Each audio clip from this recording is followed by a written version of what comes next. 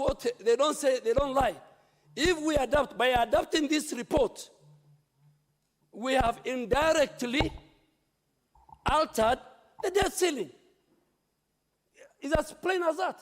The minister tomorrow, if he brings for the increment of the debt ceiling, nobody in this house should raise issues. And those who go to TV, you must have your facts right. And Mr. Speaker, I really want to ask you, what happened to Honorable Bunyasi? Debt management bill. There was a debt management bill by Honorable Bunyasi, which was very critical to address all these issues.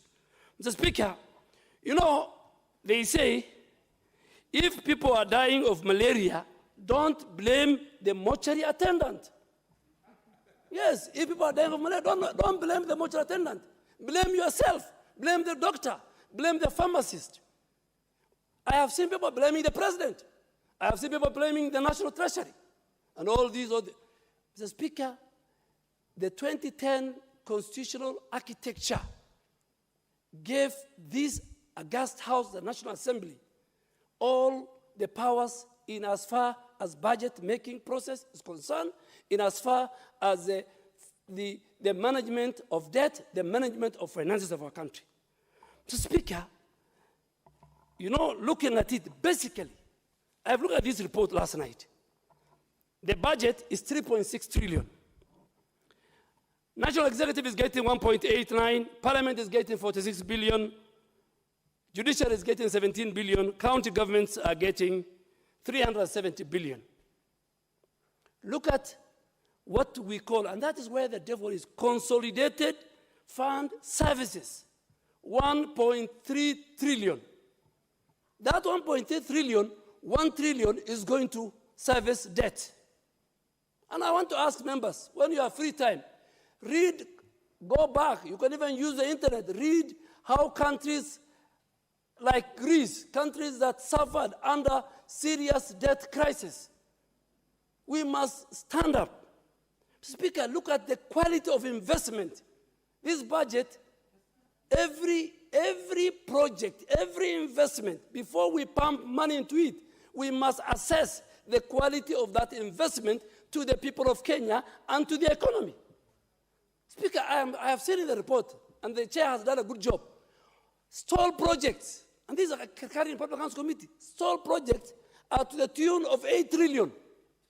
8 trillion. Yani, this country is like every shilling we collect, every 100 shilling that Kenya Revenue Authority collects, 66 shillings go to service debt. Speaker, let me bring the matter home. If I earn 200,000 shillings, I cannot budget for an expenditure of my family for 1 million shilling. That I say I earn 200,000 and I want my family to have an expenditure of 1 million shilling. That's exactly what's happening here. And our problem of debt, Mr. Speaker, it's not in fact the borrowing. Our problem of debt is a deficit. Year in, year out. And I think Honorable Kanini Kega, if you look at the previous budget committee reports, you see the problem is the moment we have a huge deficit, from 500 billion, 600 billion, today we are at close to 1 trillion. The moment you have a deficit, then you will be forced to borrow.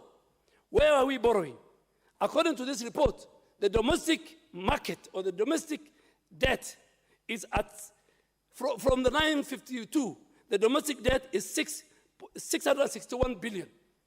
And from the foreign debt, they will borrow 291. When you borrow locally, what do you do to the economy? What do you do to Kenyan businessmen and Kenyan companies? Government competes. Government then will compete with the private sector. And when the banks have a choice between a Kenyan business that wants to provide collateral against a government treasury bills, then banks will either raise the conditions and the interest rate for Kenyans to borrow against the government borrowing. So, Mr. Speaker, this again affects the growth of the private sector. Mr. Speaker, I have talked about this issue of debt. And I want to tell people and say it, that our problem in budget-making process and from the National Treasury is the discrepancy between revenue raised and the spending plans. They must tally. They must be consistent. They must agree to each other. You cannot tell KRA under this COVID situation. And the Speaker of this House, the Budget Committee and the Finance Committee must do a deliberate action to finance and to increase the budgetary allocation to Kenya Revenue Authority. You can't deny KRA extra resources to employ more staff, to employ more systems, to collect more, and then you want them to collect outside what has been what they have been told to collect. So, Mr. Speaker, when there's a discrepancy between the revenue we raise and our expenditure, our spending plans, what happens? What does it drive to? It drives not only to a serious fiscal deficit, but at the same time, it will increase the stockpile of our public debt. Mr. Speaker, from this budget, the daily borrowing of government will be 2.6 billion. 66 shillings of every 100 shilling collected in revenue will service. Mr. Speaker, let me finish with this. And whether people like it or not, Kenya is technically in a debt fix. And government plays down. They don't want to tell us the debt exposure of our country. You know, it's good the government tells us we are in a serious debt. But people want to cheat. They want to cheat their ego. So I would say government is playing down, but Kenya is technically in a debt fix. Let us pass it. But those are things, and when the debt ceiling, the minister comes, we should agree with him. Member for Teso North as Chair of Administration. Thank you very much, Mr. Speaker. Mr. Speaker, on behalf of Chairman, Department of Committee of Administration and National Security, I would like to contribute to the debate on the Budget and Appropriation Committee report on the estimates for expenditure for the year ending June 2022. Mr. Speaker, the estimates come against the background of not only COVID, but an increase in terms of an increase in crime rate in the country. And Mr. Speaker, I want to thank the Chairman of the Budget and Appropriation Committee and the committee for the work, and especially for the good report. And I also want to thank the members of the Departmental Committee on Administration and National Security for the many hours they put into considering the estimates. Mr. Speaker, I'm happy to note that significant resources were proposed towards the budget in the Department of Interior and other departments within which we oversee as a committee. Mr. Speaker, the resources may not be adequate, but Mr. Speaker, we put a focus on certain key thematic areas, which I would wish, Mr. Speaker, to highlight to the House. Mr. Speaker, we focused on the expansion of the National Surveillance and Control System, where we provided 1 billion for the National Communication and Surveillance System. This, Mr. Speaker, is a system that has been under implementation since 2014, and the purpose of this was to ensure that we improve the communication and net the criminals in Nairobi and in Mombasa initially. But the intention is to expand further. So 1 billion was provided to complete the debt to Safaricom, which was working in partnership with the police department. Mr. Speaker, there's the thematic area of improving communication, particularly the mobility of police officers through the leasing program of vehicles. 10 billion was allocated, and this amount, I wish to note that the committee established that the amount was now moved from Interior to the Treasury. And the committee supported this policy as a measure to improve service delivery. Any such policy is supported. Mr. Speaker, sir, the question of police modernization, 1 billion was proposed for the purpose of police modernization, enhancing the efficient and effective service delivery by police officers. Mr. Speaker, sir, you'll note that to have a policeman who is effective and indeed efficient, there are three key things that have to be looked into, and I think these are the considerations we had. One, the police officer must be trained well and have the skills required to undertake the functions. He must be equipped well. And Mr. Speaker, we must look at the welfare of police officers. So one of the areas that we are looking at is dealing with the crime, like the issue of terrorism, which was on the rise. It is on the rise, and the terrorists have become more complicated. They have become more sophisticated, and therefore they need to have equipment, such as even drones, the use of drones in operation areas where these terrorists and officers operate at a risky area to deal with them. So that element was highlighted by the committee as key. And Mr. Speaker, there's the issue of equipping the forensic laboratory, which was proposed 335 million. And this, Mr. Speaker, is meant to enhance the capability of our Directorate of Investigation to be able to unearth some serious crimes or even complex other areas in terms of the laboratory they use, the forensic laboratory. Mr. Speaker, you'll note that lately, for example, we had a case recently which is trending where a criminal was shot some 3 weeks ago, for example, in Teso North. This criminal, after 3 weeks, reappeared. He reappeared, and it has been trending in the social media. Now, this kind of situation requires proper identification through lab, forensic lab. And this particular item is meant to ensure that the lab that has already been built at the DCI is properly equipped to identify the real criminal, whether it's the one who was killed or the one who has reappeared. Mr. Speaker, to sustain the police welfare, I'm happy to note that the budget has catered for medical group insurance for police officers and prisons officers at 3.4 billion and 2.3 billion, respectively. Mr. Speaker, national security, as you know, is an enabler.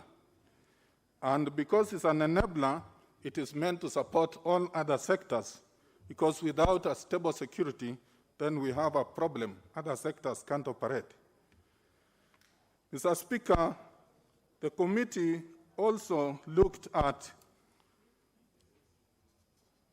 other areas which were of need that needed to be enhanced because of the importance of those areas and functions. Police face challenges in performing their duties, and the issue of welfare of police is key.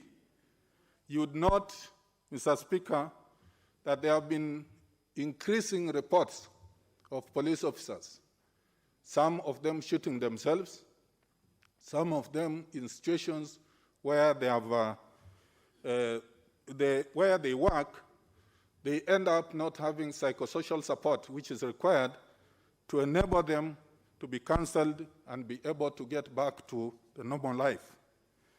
Mr. Speaker, it was proposed 40 million. be provided to the National Police Service Commission to enable it start the process of establishing counseling centers at regional centers, particularly in Mombasa and other regional areas. So this will go alongside giving psychosocial support to officers who are affected in the course of their line of duty. Mr. Speaker, the other area that I wish to note the committee considered was the area of the drug menace. Since the drug menace, particularly in the coastal region, has been very high, and that, Mr. Speaker, some time back, His Excellency the President directed the Miritini National Youth Service Center to be opened and rehabilitated so that the youth that are affected by the drug menace can actually be rehabilitated and brought to normal life. Mr. Speaker, the committee recommended that 50 million shillings be provided to have this center operational. Mr. Speaker, to enhance the fight on corruption, about 150 million was provided so that the departments concerned can really focus, especially the DCI. And Mr. Speaker, there is the program of the Public Service Commission on internship, recruitment of interns. As you would note, Mr. Speaker, in 2019-2020, this program started, and this House provided funds that have been able to take over 6,000 for internship programs. These youths, through this program, were able to go through and get skills and experience necessary so that when opportunities occur in the public service, they are able to be placed. And therefore, this is a very important program. During the last budgets, no funds were provided for the administration of this program, and the committee considered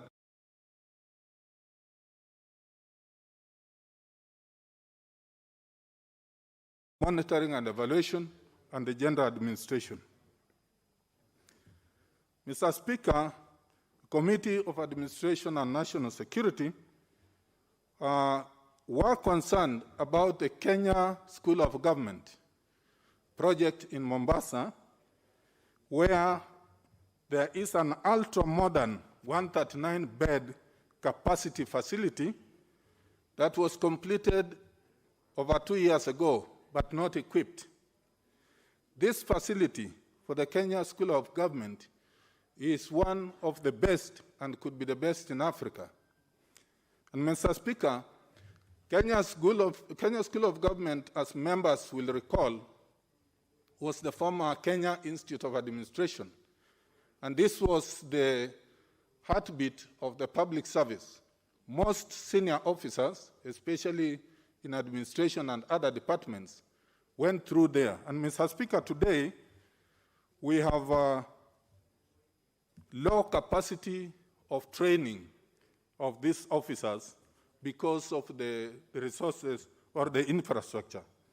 And Mr. Speaker, the committee considered that the equipping, while the equipping of this facility required 300 million, and because of the scarce resources, the committee considered at least to kickstart the utilization of that facility by providing 200 million.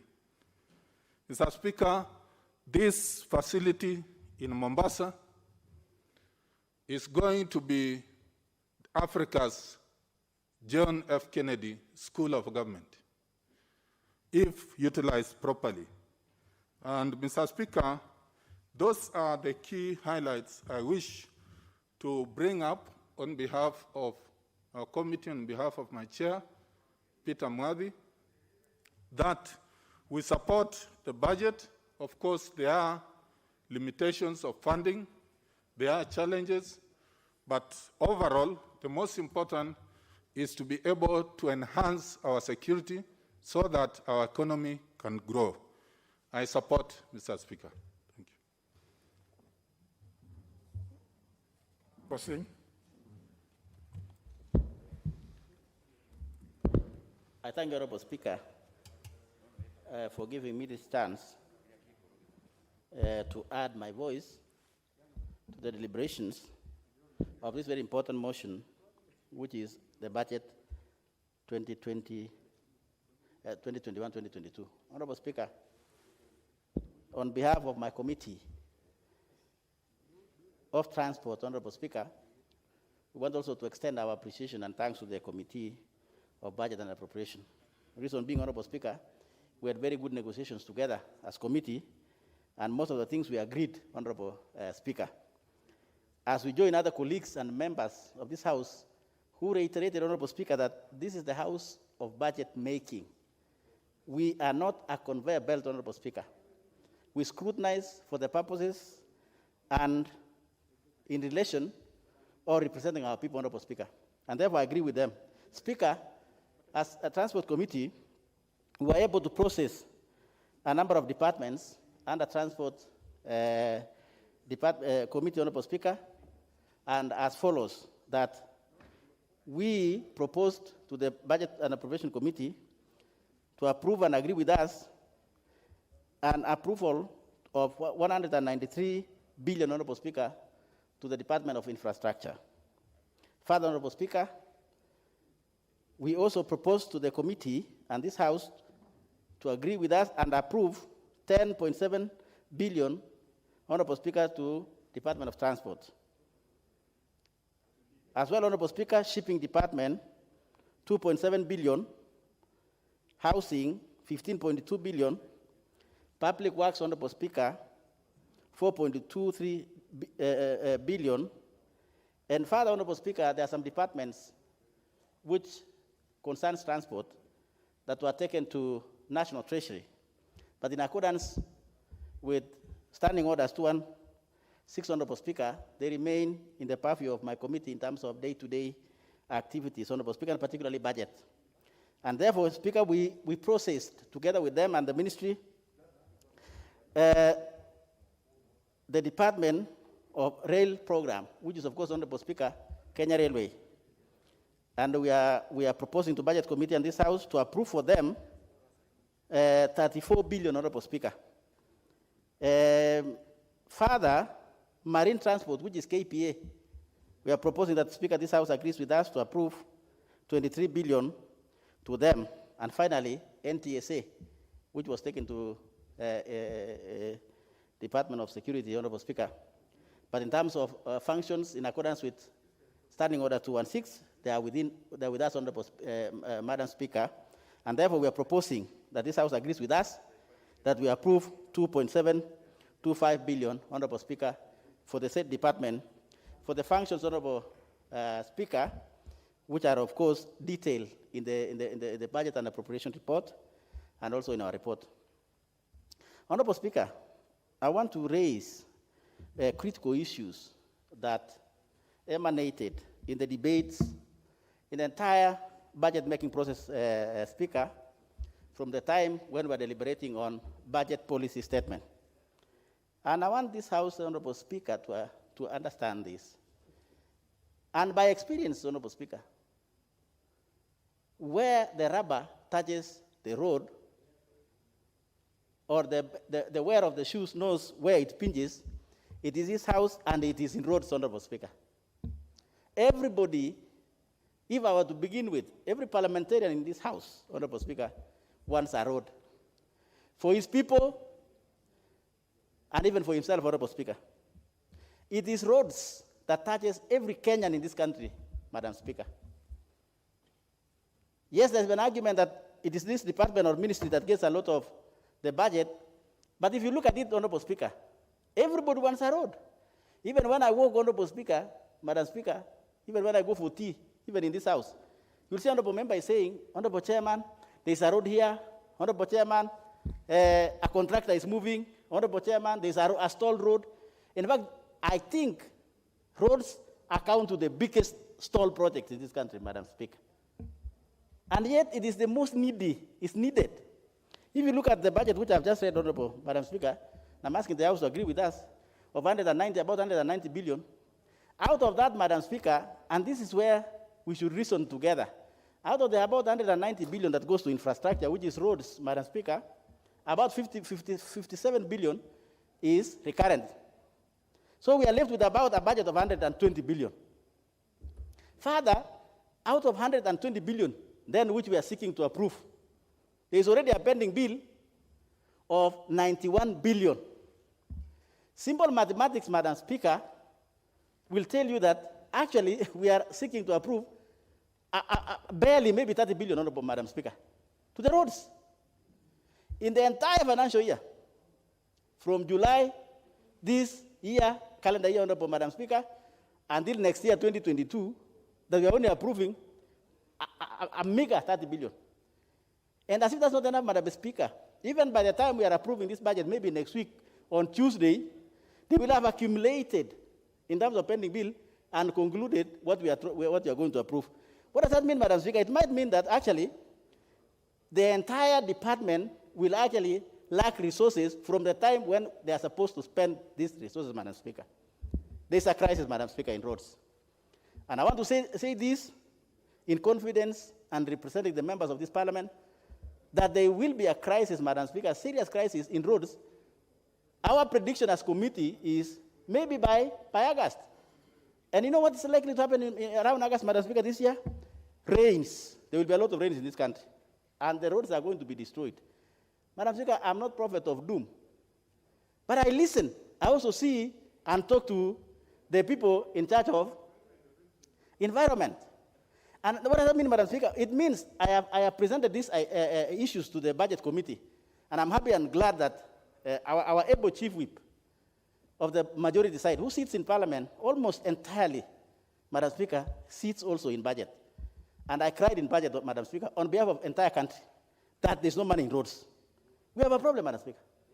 And it's better said on record so that if there will be a crisis in August, I will say, and I will raise my hands up and I will have said this on behalf of these honorable members sitting in this house, Madam Speaker. Because if you put that together, that this is the most needy program in this country, then we must do something as a house, Madam Speaker. That's why I started when I'm moving this or contributing, I started by saying this house is house of making budget, not a conveyor belt. We must be able to move resources, Madam Speaker, from elsewhere to roads. Everybody wants. We'll have a problem in August. Entire contractors will have moved from all roads. We have about 3,000 roads, Madam Speaker, both in Kenya, in Kura, and Kera. Madam Speaker, about 3,000 pieces of roads that are being done differently in this country. And we have a problem. When we raise those problems, Madam Speaker, some other people and thinkers say, why do we begin a road? Why don't we complete other roads, which are already having a huge pending bill? Why don't we complete those ones? And then later now we can begin new roads, Madam Speaker. That is a very simple explanation, but very difficult to implement, Madam Speaker. You know why? Because if you look at some parts of this country have not even seen a tarmac road. Some parts of this country. Somebody who presented to our committee, very serious, Honorable Madam Speaker, comes from Taita Taveta. Some parts of Taita Taveta, critical constituencies, have not even seen a tarmac road. People go for tours. It was the same as with my county, which is West Pokot, before Jubilee took over. Many people used to go for tours to go and see a tarmac road, and I'm also started, Madam Speaker, even in your own county. And what are we trying to say, Madam Speaker? I'm trying to say that idea that, okay, let us finish this which are going on now, and then we start a new one next time, it will mean that we are developing half of the country. And half of the country, we are going to leave it out. Is that the idea? Are we building one country? We are not. We might be building two countries, Madam Speaker. And that is why I wanted to say that, so that when people are debating and racing, they should not tell my committee and myself and say, look, why don't you then finish those ones and then you begin other ones? If you do like that, Madam Speaker, in this country, we will be developing half of the country. You know what's going to happen? We are going to bring a conflict among communities, Madam Speaker. So what are we trying to say? That this house is not necessarily a house of conveyor belts. We are budget making, and I'm pleading, Honorable Madam Speaker, which I did to the budget committee, to this house, that Coming to Committee of Supply, let us move money to roads. Madam Speaker, we have made suggestion. What are we looking at? We are looking at about 50 billion, Madam Speaker, between 50 and 75 billion addition to roads so that we can have our country moving. Then the question came, where will the resources come from? Oh, we have a small basket, which is true, Madam Speaker. We made a suggestion as this committee and said we cannot only fund roads using normal budget. We proposed for floating of a bond to this House, Honorable Madam Speaker, 2 years ago. Because we said we cannot just continue as if it's normal. It's not normal. We should think outside the box or without the box. We suggested floating of a bond. What is a bond? A bond, of course, Madam Speaker, looks like it's a loan, which is true, it's a loan. So we suggested to this House, and House approved, we amended the law that Kenya Roads Board floats a bond in or on top of the normal budget. We float a bond, Madam Speaker. So what will be the security? How are we going to leverage? We suggested to this House. There are two options, Madam Speaker. One is to securitize using fuel levy. We have fuel levy, Madam Speaker, which we basically or mostly use for maintenance of our roads. We can leverage that resource and get money to build our roads. And then we can now maintain, Madam Speaker, even using the normal budget. Because why do we have roads, Madam Speaker? Build it for the next 20 years. Why don't we get a bond, build our roads and enjoy today? Then we can pay slowly for those 20 years using our fuel levy and maintain now using the budget. We suggested that, Madam Speaker, and the House and honorable members agreed with us that Kenya Roads Board then floats that bond. Securitizing it using what? Fuel levy. Number two, we also proposed, Madam Speaker, as committee, on behalf of honorable members sitting in this House and on behalf of the people of Kenya, that then we can also securitize using a fund which this House created called Annuity Fund. Annuity Fund, Madam Speaker, is accumulating money in Treasury. It was meant for roads. Which roads? PPP roads. Private, public-private roads. We calculated as a committee, Honorable Speaker, on behalf of the House, and we found out that that program was most expensive program almost in the world in terms of delivering roads. How much? We found out, Honorable Madam Speaker, that using that program, which is annuity, or using annuity to fund PPP, will cost a road 240 million a kilometer using annuity.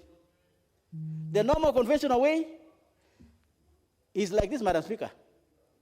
The low volume roads is 50 million per kilometer.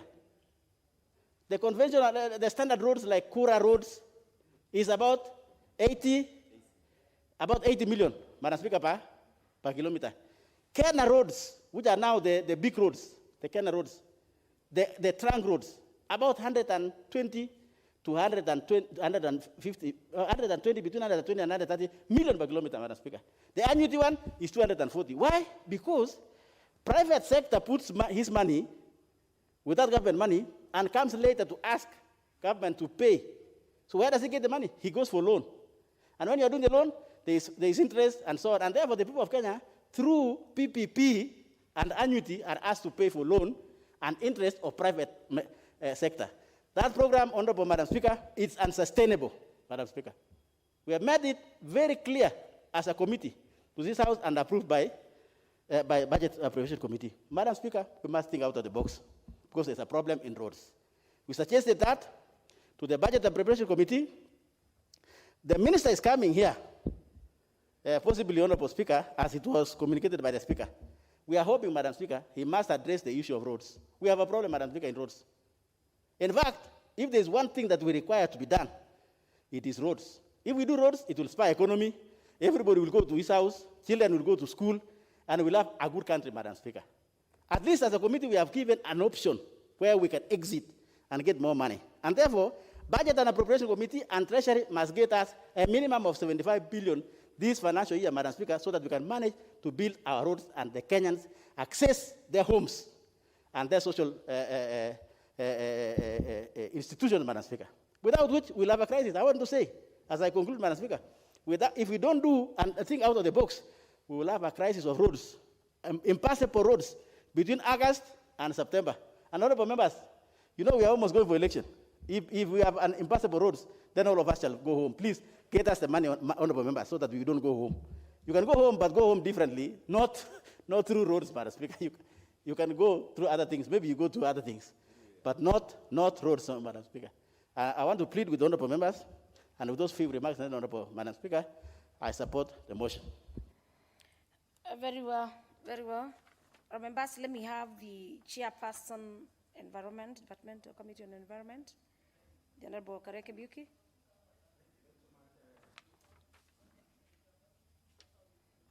Give him the mic.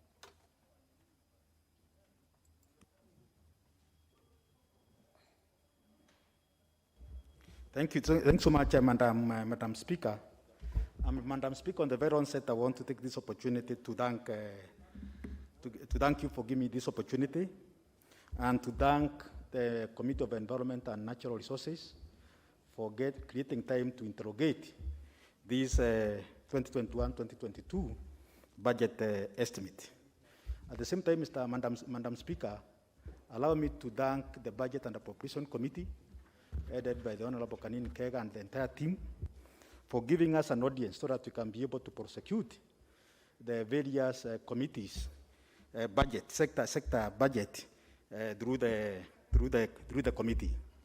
Madam Chair, Madam Speaker, before I proceed, Madam Speaker, allow me to note the following.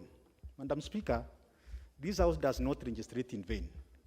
Because, Madam Speaker, the reason why I'm saying this, because a while back, around the month of April, thereabout, this House was seized with the supplementary budget one, which the Committee of Environment and Natural Resources, through collaborations or consultation with the Ministry of Water, Sanitation and Irrigation, and the other sector ministries, interrogated the supplementary budget. We presented the same to the Budget and Appropriation Committee, which adopted the same, and the same report, Madam Speaker, was adopted by this House. But, Madam Speaker, it's very unfortunate, because despite this House adopting the report of the Budget and Appropriation Committee in Supplementary 1, the same were not effected by the National Treasury. Also, the National Treasury effected the original ceilings which they presented in this House, not what was adopted by this House, Madam Speaker. So, Madam Speaker, I brought up this issue with the Budget Committee. They had an engagement with the National Treasury, and they agreed that they are going to, in the supplementary 2, which are jumping table today, the same will be rectified, because they were saying there were some technical issues in the Committee of the Supply, or in the Appropriation Act, which was enacted by this House, Madam Speaker. So, Madam Speaker, I'm optimistic that with the supplementary 2, the same is considered. Madam Speaker, coming to the 2021 budget estimate, Madam Speaker, for the Ministry of Environment and Natural Resources, Madam Speaker, the committee recommended the approval without amendments, and the same for the State Department of Wildlife and the State Department of Wildlife, and likewise for the Department of Mining. However, Madam Speaker, for the Ministry of Water and Sanitation, the committee recommended approval with quite a number of amendments. Madam Speaker, allow me to highlight some of the challenges which the sector has actually been facing. And one of the challenges, Madam Speaker, which the sector has been facing, especially the Ministry of Water, Sanitation and Irrigation, it is to do with the pending bills, Madam Speaker. The committee observed that the ministry currently has a total pending bill of more than 7.1 billion, most of which are historical pending bills, mainly due to unlimited statutory deduction as a result of exchequer and issues in the previous year. Madam Speaker, during the financial year of 2019-2020, the ministry did not receive the final quota, which, Madam Speaker, was rolled over as pending bills in the current financial year. Madam Speaker, as we sit here, and even having listened to quite a number of members when it comes to the CNDF remittances by the National Treasury, the sector, Madam Speaker, has received less than half of the appropriated exchequer. and we are coming toward the tail end, Madam Speaker. So this means that as we close the year, more than half of the appropriated budget won't be released to by the National Treasury, which of course, Madam Speaker, we're going to spill over as spending bills, Madam Speaker. So, Madam Speaker, mine is to really plead the National Treasury for the remaining days, because some of this money have already been expended, to ensure that there is a release of the exchequer. Madam Speaker, the other issue is abrupt changes in the approved allocation for various projects in the middle of the financial year through supplementary budget are always a catalyst for the accumulation of the pending bills. The committee proposed that the government should provide funding to settle these pending bills and also curb accumulation of pending bills in future by limiting mid-year changes in the budget and other addendums, Madam Speaker. Because, Madam Speaker, as we are seated here, we have less than 20 days to go. We have just received supplementary 2, which is now coming to make changes in the approved estimate.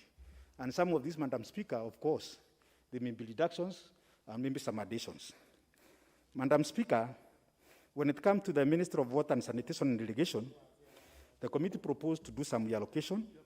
And this reallocation, Madam Speaker, the committee observed that there are quite a number of existing strategic irrigation and water harvesting facilities in almost all counties that have been silted up and breached by flood waters, thus leaving the neighboring communities vulnerable and without access to water for farming and domestic use. These facilities were supposed to accentuate flood levels, also have left communities exposed to ranging runoff waters, risking their lives and livelihood. On the other hand, Madam Speaker, the committee observed there are quite a number of projects under the ministry whose progress in implementation have been slow and had low absorption rate for the funds they were allocated in the previous year. So that, Madam Speaker, what we did as a committee is to look at the low absorption programs and be able to reallocate some of those funds in some of the programs which have high absorption and which will be able really to benefit the common man, Madam Speaker. Madam Speaker, we also noted that quite a number of this sector, Madam Speaker, water sector, it is basically every funded through the donors. And the donors, Madam Speaker, they target urban areas, especially Nairobi, Kiambu, and other urban areas, Madam Speaker, leaving the rural areas quite vulnerable, Madam Speaker. So the committee noted that most of the development project under the ministry are donor funded, and this high dependency on donor funds poses a big challenge to project implementation due to the donor preference and the conditionality. The committee observed that donors have a preference for supporting water projects in more populated regions like urban areas due to their large economic and social impact. Therefore, Madam Speaker, there were limited funding available for projects in rural areas where many of our members here represent, Madam Speaker. These greatly affect the livelihood of the residents living in such areas and, Madam Speaker, which have scarcity of water, Madam Speaker. Madam Speaker, there is therefore need to change a policy to mitigate the inadequate project implementation by allocating more GOK, exchequer resources, to projects in rural areas. Madam Speaker, in addition to this, there is need to consider bilateral agreement between the national government and the county government to provide funding for water projects, Madam Speaker. Madam Speaker, listening to my colleague in the Committee of Roads or Infrastructure, Madam Speaker, water is life. And I can tell you, Madam Speaker, water is extremely very emotive because roads are normally constructed to serve cutting across regions. Madam Speaker, water is targeted to each and every household. And therefore, Madam Speaker, mine is to really call for the more funding in this sector so that we can be able to ensure there's adequate distribution of water in the rural areas, Madam Speaker. Madam Speaker, coming to the State Department of Wildlife, Madam Speaker, this house I'm being seized with the issues of human wildlife conflict, Madam Speaker, and which have been extremely very emotive. Madam Speaker, you personally have brought in quite a number of petitions on human wildlife conflict, among other members, Madam Speaker. But Madam Speaker, the major challenge which we have been facing here is funding. Madam Speaker, as at the end of May 2021, Kenya Wildlife Service are spending bills amounting to more than 3 billion for the approved human wildlife conflict compensation and associated legal fees due to the delayed compensation. Madam Speaker, since the number of human wildlife cases are on the increase daily, the current pending bills are likely to increase exponentially. Madam Speaker, however, the committee noted that during the financial year 2021-2022, which is under consideration, only 604 million Kenya shillings have been allocated to cater for the human wildlife compensation, meaning the situation is not likely to improve. Madam Speaker, the government should enhance its funding for the human wildlife compensation and also consider funding for the human wildlife insurance scheme as a long-term solution, Madam Speaker. Madam Speaker, when I appeared before the Budget and Appropriation Committee, the committee recommended further funding of more than 1 billion to be able to cater for the compensation. Madam Speaker, I really pleaded with the Committee of Budget and Appropriation, and I'm happy that many members are here of the Budget and Appropriation Committee, the chair is here, and I told them, and they are all cognizant of the way these issues of human wildlife conflict is a motive. We all sit here and lament that we need the victims of wildlife to be compensated. But Madam Speaker, what have been allocated is only 604. The committee recommended further an enhancement of 1 billion Kenya shillings. Madam Speaker, it's just unfortunate that the Budget and Appropriation Committee did not pick it up. But Madam Speaker, as a committee, you are going to propose an amendment during the committee of the whole house or supply at it to enhance the compensation by another 1 billion Kenya shillings, Madam Speaker. And I want to call the honorable members of this house to support the committee initiative, because at the end of the day, we are the people, we are the members who normally get backlash in our backyard due to the issues of compensation, Madam Speaker. Madam Speaker, we have the challenges of access to forest road, Madam Speaker. Madam Speaker, the committee noted that most of the forest roads are in very bad state, making forests inaccessible, thereby increasing insecurity and the risk of illegal logging.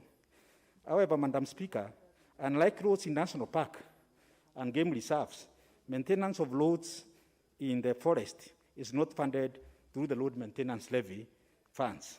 In some regions of the country, Madam Speaker, forest roads are critical links between the villages. For example, Mbutute forest roads in Elgeyo Marakwet County. The committee, Madam Speaker, noted there is need for Kenya Roads Board Act 1999 to be amended to include KFS as a designated road agency, so that the Kenya Roads Board can provide it with funds to maintain forest roads, Madam Speaker. So, Madam Speaker, this is an issue which the committee has also taken up, and Madam Speaker, we will be able to introduce an amendment to this act to ensure that KFS or the roads inside our forests are also taken care of, Madam Speaker, bearing in mind that logging has been banned and KFS has no access to funding, Madam Speaker. Madam Speaker, the committee also oversight the Department of Mining. Madam Speaker, mining has the potential to change the status of the economy, Madam Speaker.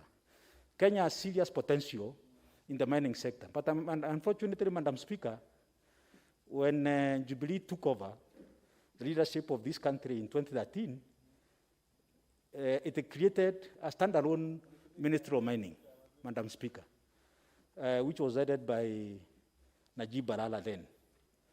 Later on, Madam Speaker, after a year or so, Madam Speaker, it was collapsed to a State Department. And now, as we stand, Madam Speaker, the State Department of Mining is no longer there. It is only a desk in the Ministry of Petroleum and Mining. It has no standalone State Department, It is only voted within the sector, Madam Speaker.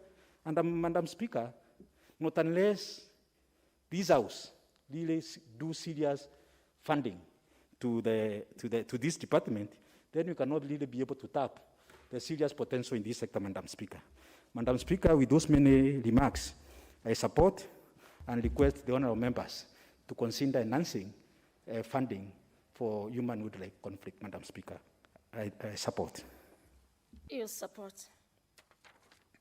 Can I have is Honorable Hadanaji in the House? He had requested. The Honorable Chair for Trade is consult. Yes, he's consulting. I've seen consulting. Oh, okay, thank you. Let me have the member for Nambale, Honorable Bunyasi John. Thank you, Madam Speaker, for giving me a chance to contribute to the discussion on the estimates. Broadly, I support the committee report. I'm also a member of the committee.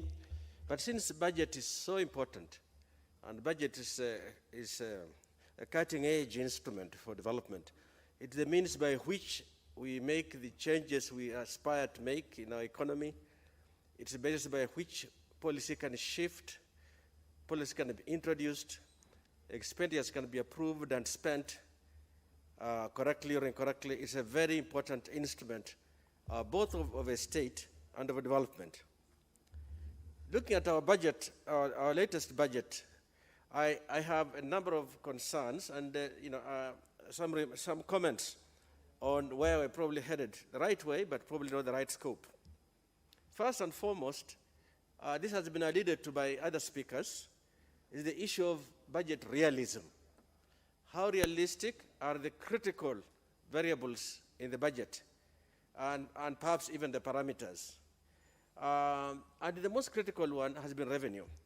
I think we have glossed over it in terms of the fact that we even said that we had achieved 1.594 on road revenue, but actually that is an estimate. We should correct that figure and say that that's what we expect we might achieve.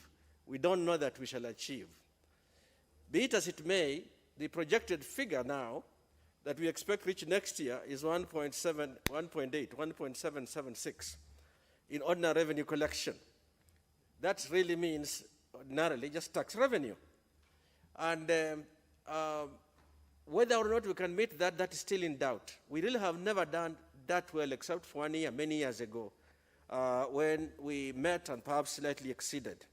That aspect of that realism on revenue is very crucial because it's the basis upon which we estimate how much we can fund of our own budget, of course, plus A in A if you want to put icing on the cake, and that what we can't fund, we're going to borrow, essentially. We may get some grants, they are normally quite small. And two, it drives the size of the budget. The confidence that we are going to be able to collect 1.8 trillion, and that in fact our gross revenue including A in A will be over 2 trillion, has made us go with big strides into a 3.66 trillion budget. These huge budgets that we have are attractive at the time of presentation. What we must look at as Parliament, A, is it achievable, and at what cost is it going to be achievable? Two, for the Kenyan would be, who is going to fund that? That should be the first question. How are you going to fund that? Of course you're going to go through taxation. And even if you borrow, you're just delaying the time when you'll have to tax to be able to borrow it. So that's my first concern, the degree of realism. And despite the confidence expressed by prior speakers, I still have serious concerns that the estimates on revenue particularly and the size of the budget this year are probably not one we could have afforded or might afford. Two, the report has talked very eloquently about the fact that, in fact, the Treasury has not followed the medium-term expenditure framework. That's a 3-year rolling plan. You project 3 years ahead. The first year of it is your budget, and then when the budget is over, you move another year out, so you have always 3 years ahead. That gives you a perspective. You see where you're going and you can direct yourself where you're going. When that is thrown into chaos, when it's not followed, then you don't have a radar. You don't have a radar that will guide you to where you're going. It becomes year to year. And that, accompanied by frequent changes that we do get in budget estimates, makes it difficult even for the committee to stand back and say, what's the size, what's the likely impact, what's going to be the requirement to fund it in terms of our tax obligations. We muddle through. And I think that's something that we must confront directly.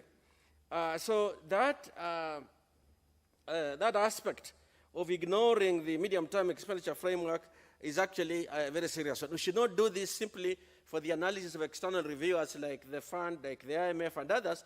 We should do so intrinsically to help us as a nation to move within the limits that we can reasonably afford. The third aspect is, as I feel quite strongly, is that we need to have an irreducible minimum as a nation. It's important for our sovereignty. It's important for protecting the areas we care most about. My irreducible minimum, which can vary among various people, is that in a period, not just a year, in a period of COVID-19, which is going to be with us, as we can all see, for some time to come, we should say we must secure what it takes to be able to ride out the COVID-19 impacts. One of them is vaccines.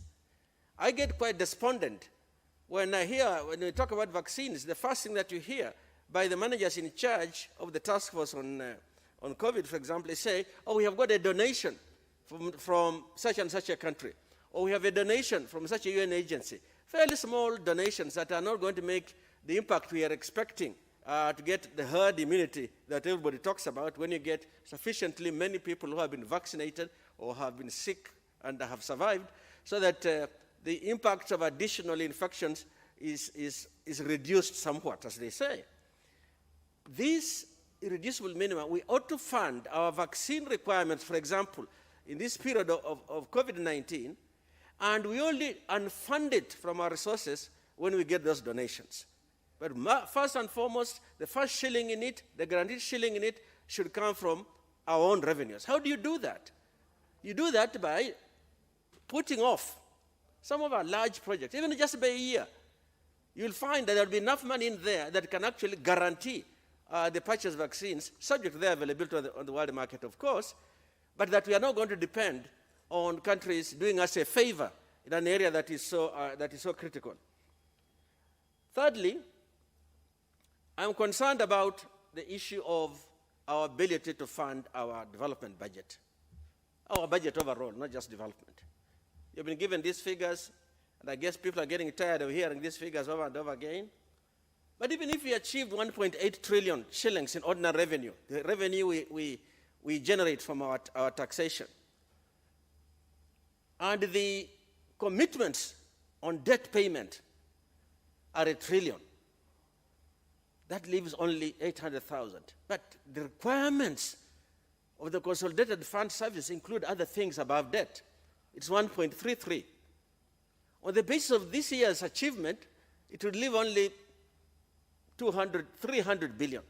On the basis of the projected one, which we rarely achieve, it will leave about 500 billion to fund everything else, including the recurrent expenditure and the development expenditure in there. So we sing about these things, but really we do not have the money to fund it. We depend crucially on the loans we are going to borrow. Because loans are so important, and every country, most individuals rely on loans, but you take what you can in terms of what your debt service capacity is going to be, not in terms of who is willing to offer. There are very many people willing to offer, some good loans, some bad loans. So that has a major implication in how you walk through this process of development of our economy. If we don't get it right, if we don't get that right, we are going to find that it will torpedo, I would say, our macroeconomic framework, the framework that we are projecting we shall have in terms of employment, job growth, employment, additional savings and investment, that we can then grow and prepare for the next generation. It will put a huge squeeze on our budgets. Already about 62%, maybe 65%, is going towards debt service. Let me move on quickly. I see that my time is running out. Pending bills. In addition to what we have officially as debt, if we can get an accurate figure, and when I present my bill later, you'll see that even those figures are not easy to get. Pending bills are a forced form of lending by the business sector. You force them to lend, you tell them that you'll pay and you don't pay, and what can they do? When they would have gone to court, you say, hey, but let us first get a forensic review of this and be sure something is really there. That is really not a way government should deal with the private sector. But there are many arguments about how you starve our private sector from opportunities to grow. And as I conclude, the current budget allocations on critical areas like higher education, roads and infrastructure in many parts of the country, these have been starved. And when you talk about pending projects, you have a road in an area like I have in my constituency.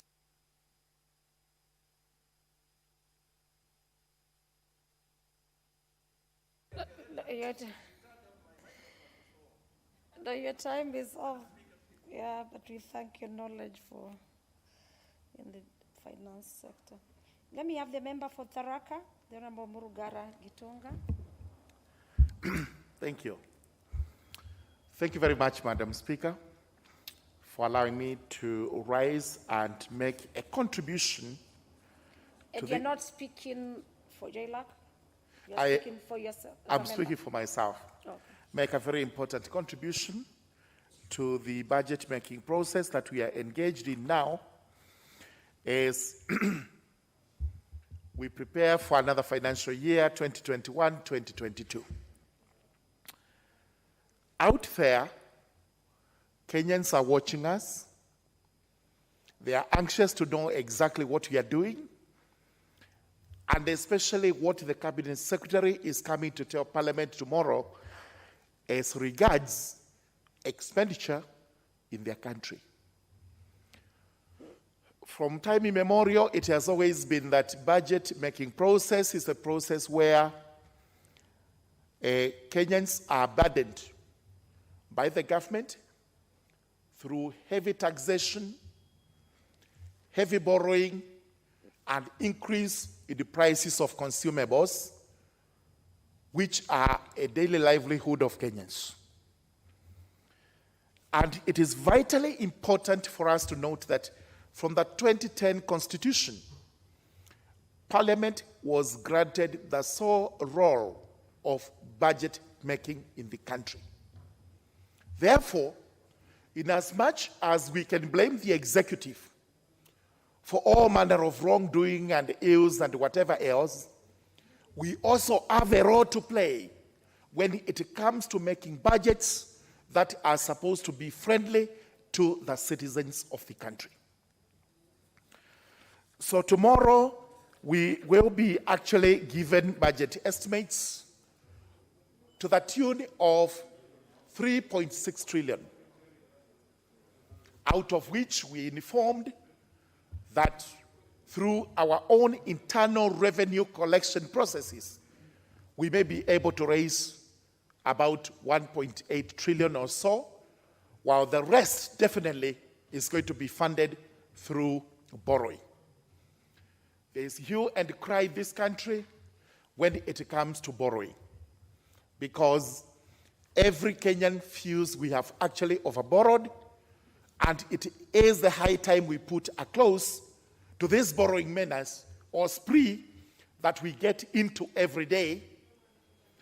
And at the same time, Kenyans are also saying they are overtaxed. Therefore, there must be a remedy from Parliament as regards taxation. When we put all this across to the executive, we are met with responses, various responses, including if you want any road done, if you want your very famous and a popular CDF to be disbursed, if you want any water in your constituency, then you must swallow the bitter pill. And the bitter pill is to approve higher taxation, increase the debt ceiling, and ensure that even commodities that we consume have higher prices through increase in VAT and other taxes. Having said this, I must say we're possibly going to swallow that bitter pill because we do not have otherwise. The government needs revenue so that it can run. The country needs revenue and money so that it can develop. However, there is a trend that is emerging, especially through our budget-making process, whereby 60-70% of the estimates consist of recurrent expenditure. Money that is consumed, not invested, and has no returns. What we are left with is a paltry 30%, which we try to distribute to development, as a result of which there is very little we can do. And what do we have to show for this? Allow me, Madam Speaker, to briefly, and I use my constituency as an example of what previous budgets have actually done.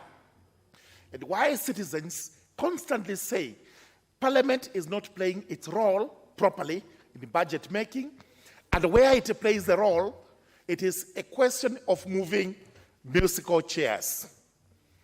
The executive giving with one hand and taking with the other hand. Because today, we are going to approve these supplements.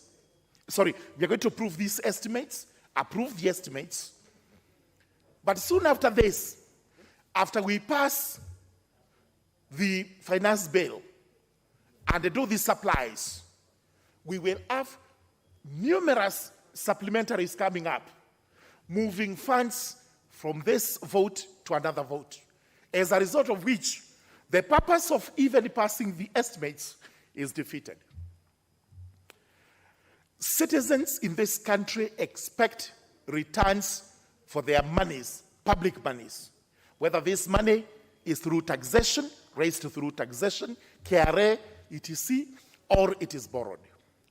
Because taxation is a sweat, while borrowed money is an obligation, a burden that is going to be borne by the citizens on their shoulders for many years. And we cannot be oblivious of this. We must always speak for it. Now, let's begin with the judiciary.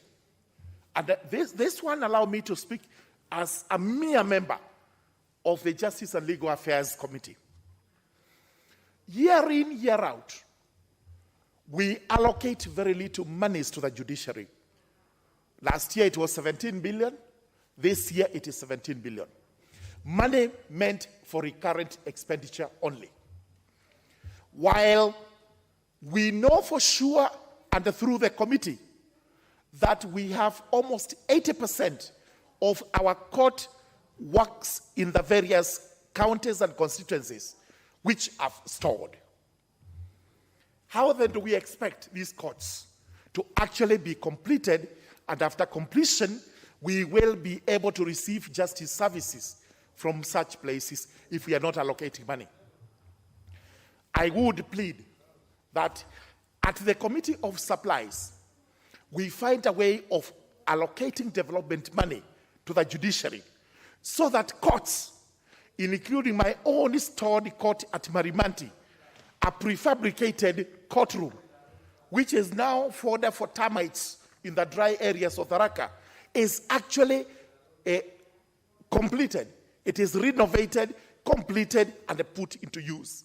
Otherwise, a court that is 80% complete and has only 20% remaining and is not being used is a total waste of government money. And that applies even to roads in my constituency.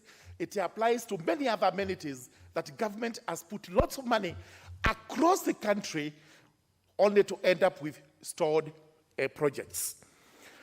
Let's also go to administration, because administration is where we have citizen services. We have allocated a whopping 140 billion to citizen services. But sincerely, is the government taking services closer to the people, as it has always said? What we see today, and I ask, When is the last time that even a small sublocation was actually subdivided because it was too large for the population? Not in the nearest future or in the near past. Recently, we had the minister, the cabinet secretary subdividing or gazetting some sub-counties. But we also have many others, including in my own constituency, that have been outstanding for a long time. If these are not gazetted, purely because there is no money, how then are we taking services closer to the people?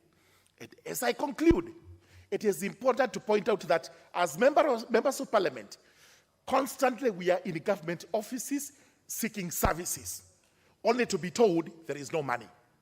The question is, this money which we allocate through estimates, where does it go? Are Kenyans receiving returns for their taxes and for their borrowing? Those are my comments as regards these estimates. Very well. The member, now we have the chair who was consulting and members as per your own resolutions. The priority in speaking is given to the chairpersons of the committee. Let me have the chair for trade. We had called you, but you had indicated you're consulting. Thank you very much, Honorable Speaker. Honorable Speaker, from the onset, I wish to support this motion on the estimate, the budget estimate for financial year 2021-2022.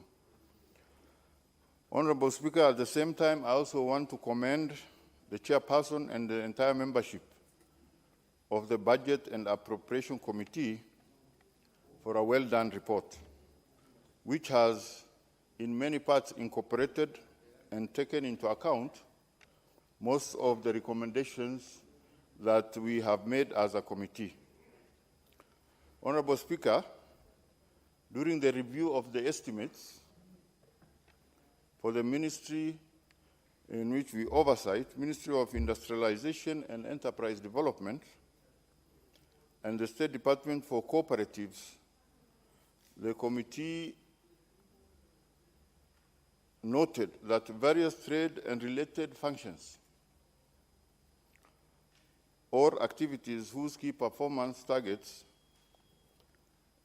are within the purview of State Department for Trade are scattered all over other ministries. Honorable Speaker, it is our considered view that those functions which are now dotted in other ministries, for example, Ministry of Defense, in terms of the international trade functions, which is currently domiciled in Ministry of Foreign Affairs, as well as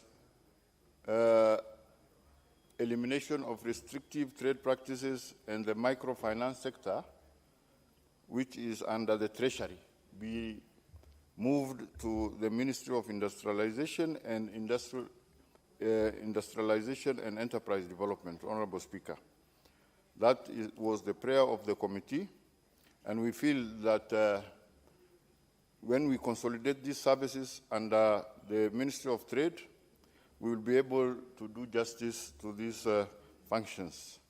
Honorable Speaker, from the report, we note that the committee did approve our proposal for reallocation and sometimes also to realign some of the expenses with the recurrent expenses with development expenditure, Honorable Speaker. And a number of key requests for additional funding was also heeded to by the committee, and we thank them very well for heeding our advice and helping us to support, for example, establish value addition centers, the country's participation to the Dubai Expo of 2021, which is coming up in October. So the committee heeded our advice and reallocated funds to resource these state departments adequately to be able to meet their expectations. Honorable Speaker, I would like to extend a request to the chairperson. Also, after probably we pass, to continue to support areas in which we have only 4 trade attaches in the existing 61 missions, Honorable Speaker. Trade attaches are largely meant to promote the country's products abroad, Honorable Speaker. How is it that about 80% of livestock products, milk and meat imports in the Gulf Cooperation countries comes from New Zealand, which is 14 hours in terms of flight time from the country, while Kenya is only 5 hours? Honorable Speaker, we need to rethink of our priorities as a country and support our vibrant sectors of the economy, especially agriculture and livestock, livestock and fisheries, Honorable Speaker. Honorable Speaker, it is my hope that going forward, the budget of this important sector has to enable the relevant departments to achieve their mandate, Honorable Speaker. With those few remarks, Honorable Speaker, I support. Thank you. Thank you, Chair. The member for Gishugu. Members, I have 16 requests, and as well put by the leader majority, we'll still have the third allotted day to speak on Tuesday, so I'm sure we will all get a chance to contribute. Thank you, Madam Speaker, for that opportunity to contribute to this motion on the estimates for 2021-2022 financial year. Madam Speaker, this is a very, very, very important exercise for this country. Madam Speaker, looking at the report that is before this House, we see that there's a shortfall for about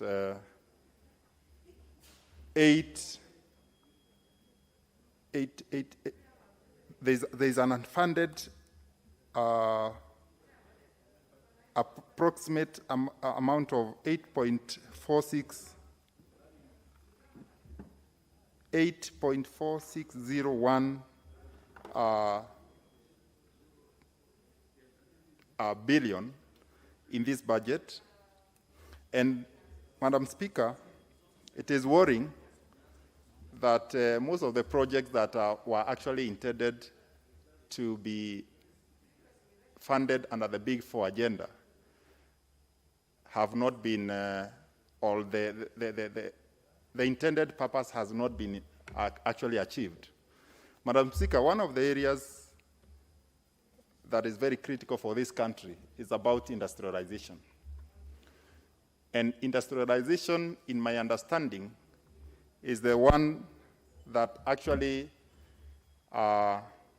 extends or broadens the tax base.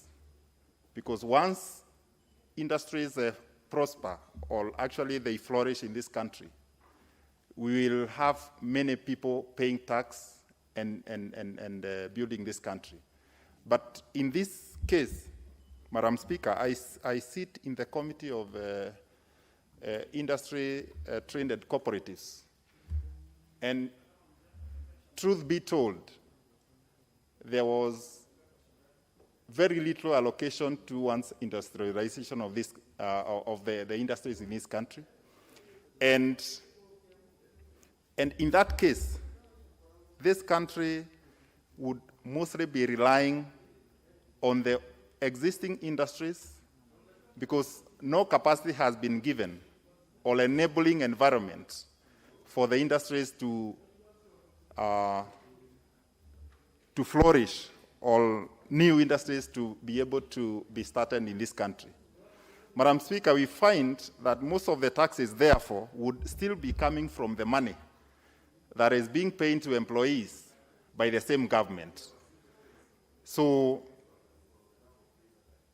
maybe, Madam Speaker, as we move forward, it's the high time that the government engaged in my view, another dream team, because what most of the projects that are being implemented are actually being implemented under the Vision 2020, which was which were actually crafted by a dream team involving very serious economists in this country. I think this is the high time the government thought of consolidating another dream team so that we can have a very clear path on where we want to take this country going forward. Madam Speaker, looking at the infrastructure budget, we see that there is a shortfall of about 99 billion out of the expected budget, which would have covered the areas that had been intended to be covered, Madam Speaker. And this raises a lot of concern because infrastructure is the main enabler of the other big four agenda programs that have been proposed by the government. Madam Speaker, in particular, I would love during, and I would expect that members look into details during the Committee of Supply and to see whether we can have enough money allocated for infrastructure. Because like in my constituency, Geshogo, we have been following for a project, for a road that would actually enable food production and delivery to the markets and create more jobs at the local levels for the last 5 years. And that road has never started because of lack of funds. And I believe this is the opportune time that we should give priority to infrastructure, especially on roads, so that we can be able to facilitate our people to be able to achieve development in other areas. Madam Speaker, looking at the education sector, I can see there is a proposal that there is money for infrastructure. This House, I beg and I propose that we look keenly if every other constituency has been considered in matters infrastructure. We are living in difficult times during COVID, whereby infrastructure is very key in our schools. More classrooms are required, more dormitories are required, and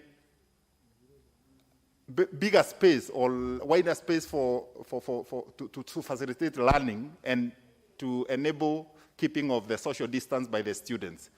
Madam Speaker, it would be a very, very important aspect to make sure that every constituency is considered in infrastructure development money in this budget.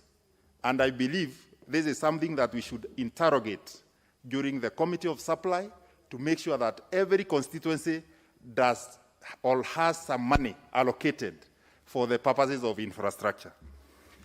Madam Speaker, another area that we need to look at, the biggest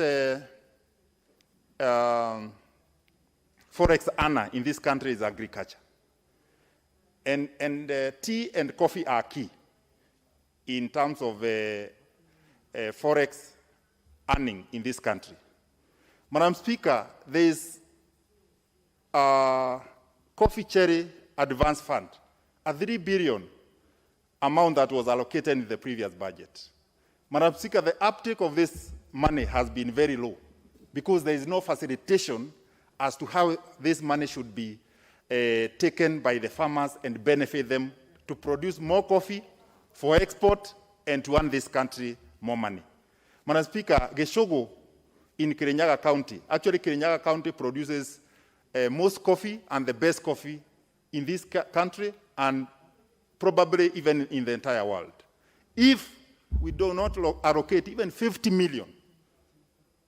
50 million for the purposes of facilitation of the uptake of this money and facilitation of the farmers to be able to produce more coffee.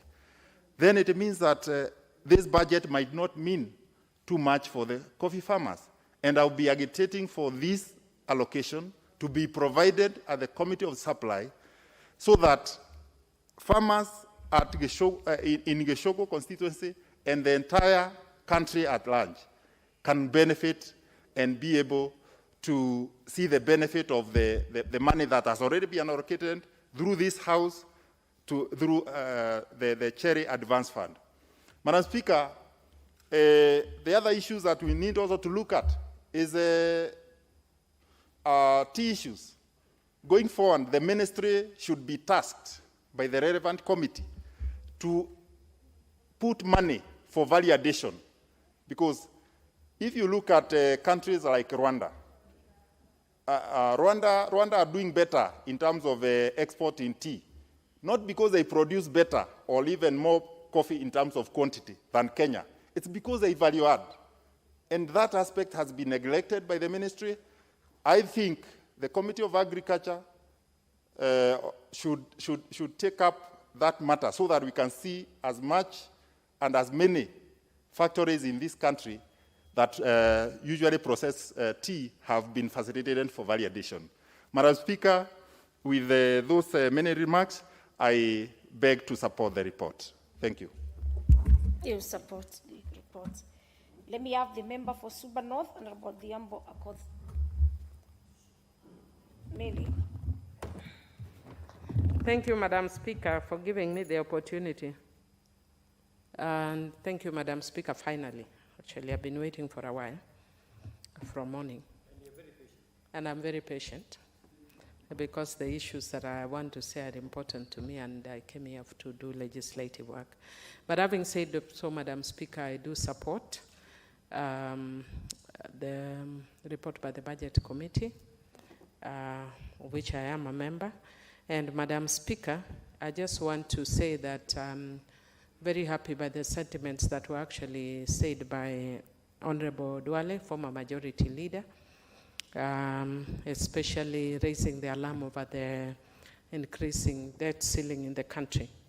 The only challenge, Madam Speaker, and I actually told him this, that I would have wished that he consistently raised it in the past, not just now, a few months to the general elections, because then we sound like we are people who have been told that there is a wolf coming to take the baby, and we watch until now the baby is in the wolf's mouth, and it's been partially eaten, then we are screaming, check, the wolf has the baby in the mouth. But be that as it may, we are here now, and with the situation, and what do we do? As Parliament, the Constitution gives us a big mandate on what we can do, and the more we lament like the rest of the public, the more it shows that we do not know and understand our mandate. I think what we need to do is understand and appreciate the circumstances under which we are operating as a country, especially now. We are doing this budget at a very difficult time with COVID-19 ravaging the country, and not just the country but the world, and has affected economies both internally and externally, Madam Speaker. And so, Madam Speaker, I would actually say I would hate to be the head of the executive in this country at such a time as this, because, Madam Speaker, we are dealing with very unpredictable and unprecedented scenario in modern history of humankind. And, Madam Speaker, so in making the budget at this time, there are certain balances that have to be looked into, and they are challenging whichever way you look at it, Madam Speaker. And Madam Speaker, we are also moving into an election year that always comes with its own challenges. So, Madam Speaker, I just want to say that whether it is through intervention of IMF or whatever, I am actually happy that there are certain interventions that Treasury for once has taken into account. Madam Speaker, we are seeing for the first time that I don't want to speak to what the other members have said, but I just want to say that the revenue projections are a bit more conservative than in the past. because we are not actually realistic about the situation that we are confronted as a country. And that's why you are actually finding 2 to 3 weeks to the end of the financial year, we are still bringing a supplementary budget. But if we are realistic about what the country is facing, then we would be making a budget unusual, but not budget as usual. If you actually look at this budget, it is budget as usual, not budget unusual. Madam Speaker, you can actually see that what we should be investing in right now is the challenges that the common Kenyans are actually dealing with. But I do also again understand that the government had actually done that economic stimulus package, and we cannot do this endlessly, because then we also have to generate a revenue so that the country can go on. So that's why I'm saying it's a very difficult time to be a leader in this country, Madam Speaker. But having said that, Madam Speaker, I also note that one of the things that we are not doing is we have not put in money into the sectors that will stimulate economic growth post-COVID. And for me, that is one of the reasons why I'm saying that this is a budget that is not budget unusual, because we should be doing budget unusual. But Madam Speaker, I want to be appreciative of my committee that we have also realized and noted that the budget is not mainstreaming the SDGs, because then we are not also responding to our commitments that we have made internationally. And I will be moving an amendment to the PFM Act, Madam Speaker, that we need to mainstream certain issues related to the SDGs, especially gender equity, pro-poor concerns, and issues relating to children, Madam Speaker, so that whenever a budget is brought, the CS for Treasury must tell us how much of that budget has to do with the reproductive health issues, how much of that budget has to do with children's issues, especially now that cases of sexual and gender-based violence have gone high. And if we don't actually commit it in law, then it's never taken seriously, or even issues to do with marginalized areas. Madam Speaker, one of the things that I would want to also say is that this is something that I've said consistently. I've said it even in my committee, and I'll continue saying it, that when we are doing the budget, our budget must also be realistic about government policy. That you can see sometimes there's there's a divergence between government policy and our budget-making process. An example, Madam Speaker, is a situation where we are putting in a lot of money to build institutions that would then take care of children, when government policy is against institutionalization of children. So I think the government also needs to be cohesive in its own agenda, so that we know what the government policy is and what the budget must follow policy. But other than that, Madam Speaker, I'd also just want to say that the budget must also follow presidential edicts.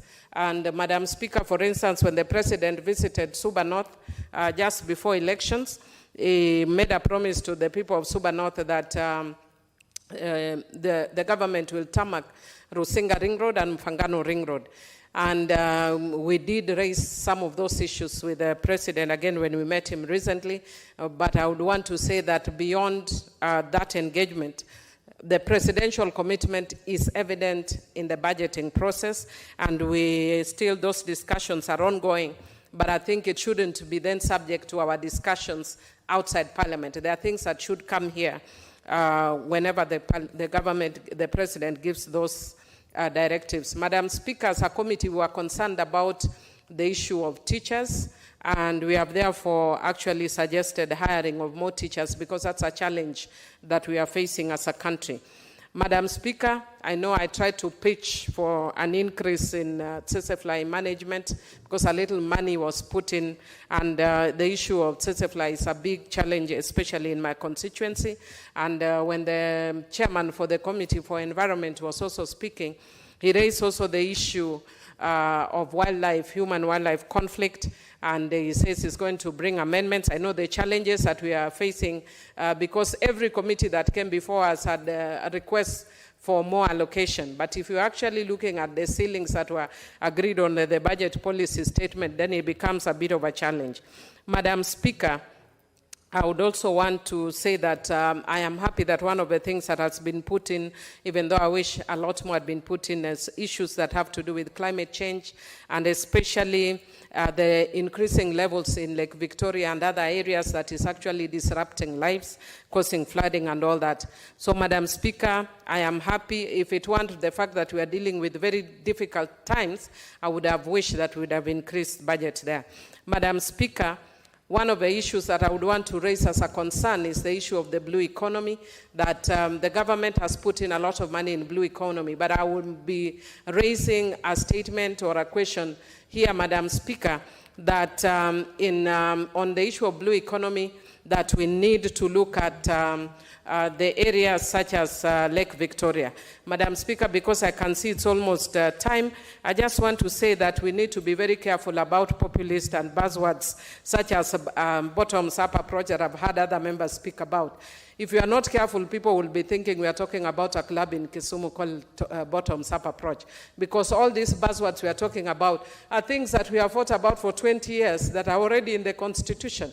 Other than woodwinking Kenyans, when you are talking about expanded space for civic engagement, we are talking about public participation, decentralization through devolution. That is all about bottoms-up approach. But if you insist on it, we will probably think we are talking about the Kisumu Club, where people imbibe drinks and meet other people. And it's actually, the honorable member is telling me it's closed. It's so close because it doesn't work. Otherwise, Madam Speaker, our greatest challenge is corruption, and we must deal with that in order that all the things that we are seeking to do are realized. Thank you. Very well. The member for Kiharu, the Honorable Nyoro Ndindi. Thank you very much, Madam Speaker, for this chance. And I think it's good to be back after I was chased away. But fortunately, the same reason that made me... You cannot have been chased away. You were out of order. Thank you, Madam Speaker. I am also happy that that reggae actually stopped. Madam Speaker, I rise to give my contribution to the agenda before this House.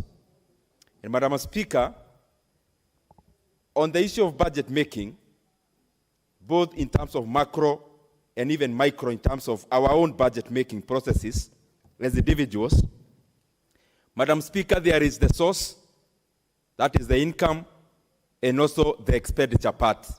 There is the in part and the out part, Madam Speaker.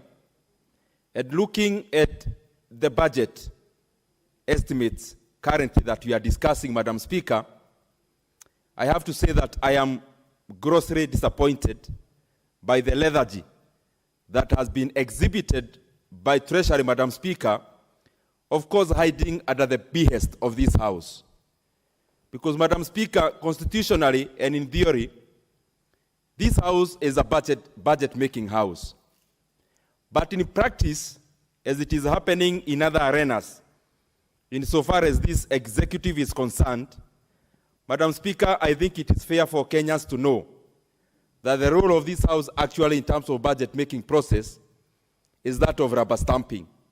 And therefore, in theory, yes, we are a budget-making House, but in practice, Madam Speaker, Kenyans need to know that actually the budget of this country is made by the executive, and of course the buck stops with the president, who has appointed the Treasury CS.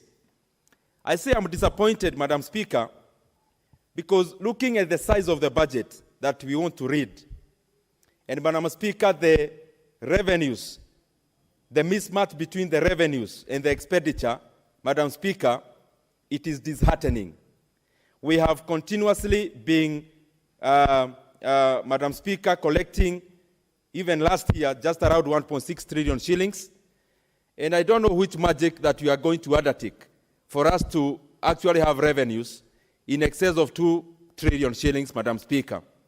But even historically, it's good for Kenyans to know that when the former President Mwai Kibaki took over in 2003, Madam Speaker, the revenues in this country were apparently 200 billion. When he left, Madam Speaker, those revenues were approaching 1 trillion shillings. That is close to 500% increment in the revenues that we collected under the 10-year Kibaki regime. When this regime took over in 2013, the revenues were just around there, 1 trillion shillings. Madam Speaker, as we talk 9 years later, only 1 year remaining, we are talking about 1.6 trillion, Madam Speaker. That is a partly 60% increment for the entire period. And therefore, the percentage or what Kibaki achieved in just half an year, it has taken this administration to achieve the same in 10 years. And those are facts and those are figures. But Madam Speaker, the issue of revenue goes along many facets because you cannot collect revenue from nowhere. You collect from enterprise and other productive sides of the economy. But Madam Speaker, before I go to that point, allow me to voice the issue of debt that has been voiced by several other colleagues before me. Madam Speaker, as we talk about the debt of this country, Kenyans need to know that this regime has actually overborrowed beyond the limits that we have put in this House. I say so because, Madam Speaker, even checking the data from the Central Bank of Kenya, the mainstream debt in this country, both the domestic and foreign, is almost approaching 9 trillion shillings, Madam Speaker, that we actually instituted in this House. It is just about 8.6 trillion shillings, Madam Speaker. Madam Speaker, there is another side of debt that has not been recognized by this regime and by the Treasury, but this is debt owed by to other people by the government of Kenya, Madam Speaker. And I'm talking about the debt owed by SOEs, that is state-owned enterprises, and like Kenya Power, Madam Speaker, which is majority owned by the government of Kenya, and also the debt owed to other institutions like the water companies that are domiciled within our county government, Madam Speaker. That debt alone is in excess of 3.4 trillion Kenya shillings.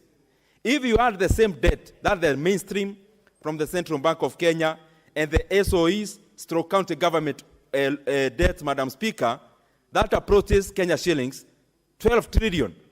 And at the GDP of Kenya being around 10 trillion shillings, Madam Speaker, we are talking about 120% debt to GDP ratio of this country. And therefore, the figures that we peddle around from the Treasury, Madam Speaker, are actually incorrect. We have overborrowed beyond the limits of 9 trillion Kenya shillings.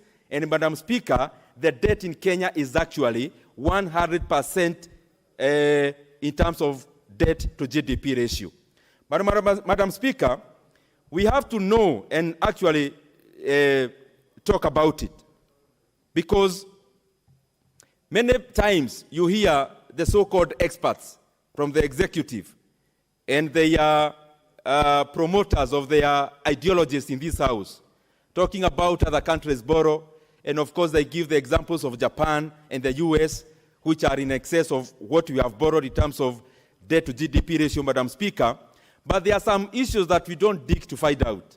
For example, when you talk about the Japanese debt, majority of their debt, almost the entire debt, is actually domestic.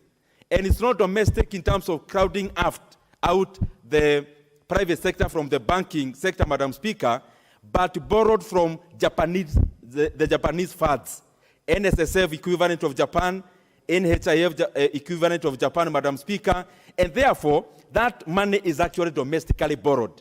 And anything accrued from that debt goes into helping those funds, and those are Japanese people. But also, Madam Speaker, there is also something called netting off.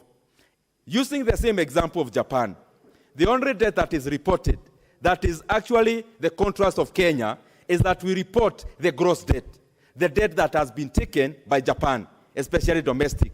But we do not net off the money that is lent by Japan to other economies. For example, in the US, the biggest lender to the US government is actually the Japanese government, Madam Speaker, in excess of $1 trillion, Madam Speaker. And therefore, Kenya can never be in a comparative edge and cannot be compared to economies like Japan, Madam Speaker, and others like the US. The many examples that has been given by the Treasury to confuse this House and to confuse the Kenyan people. But, Madam Speaker, also, there is an analogy historically, political economy, that it is only dictatorial regimes that actually overborrow. They overborrow because they want to enjoy the privilege of having development now for other future people to pay, Madam Speaker. They want the privilege to go to their corner, but the responsibility to go to the future generations. And therefore, Madam Speaker, I am challenging this regime that we have to drop this dictatorial manner of borrowing for us to be clapped at now, and at the same time, we are overburdening the Kenyan generations. I say so, Madam Speaker, because currently, any newborn, born now as I am speaking, the mother, the father, and the child who is born now, Madam Speaker, has a debt around their necks of in excess 250 shillings, Madam Speaker. You have 1 minute. Oh, too bad. Madam Speaker, as I try to condense within that 1 minute, I think we have to be very serious as a country. The macroeconomy, the physical discipline is lacking. Madam Speaker, we cannot purport to be reading such a huge budget when, Madam Speaker, we are militarizing our economy, the economy and the enterprise, which is actually supposed to generate monies, Madam Speaker, for KRA to collect. Madam Speaker, as I wind up, I have to say also that we have to regenerate our economy, refocus, Madam Speaker, to the productive side of our economy. If you look at our economy, Madam Speaker, the sectors that are actually thriving are facilitative. The productive side of the economy, Madam Speaker, has been left out there in the cold. As I wind up, Madam Speaker. Very well. I think the member of Kisumu West has left the card. Is the member for Kisumu West in the house? Honorable Alago Oluoch. With that, then let me have the member for Kwanza, Honorable Wanyonyi Kevin. Madam Speaker, thank you very much for the opportunity.